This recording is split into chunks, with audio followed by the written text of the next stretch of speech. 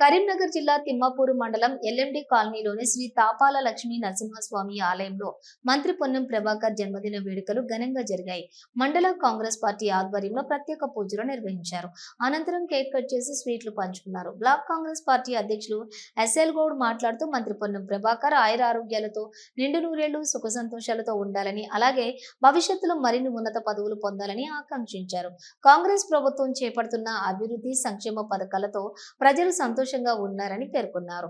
ఈ కార్యక్రమంలో Congress party senior నాయకులు తుమ్మనపల్లి శ్రీనివాసరావు, మురపల్లి రమణారెడ్డి, కొత్త తిరుపతి రెడ్డి, బూదారపు శ్రీనివాస్, మామిడి అనిల్, కుంట రాజేందర్ రెడ్డి, గంకిడి లక్ష్మారెడ్డి, కాలువ మల్లేశం, గోపు మల్లారెడ్డి, మాచర్ల అంజయ్య, తమ్మనవేణి రమేష్, ఎలక శ్రీధర్, చిరంజీవి తదితరులు ఉన్నారు.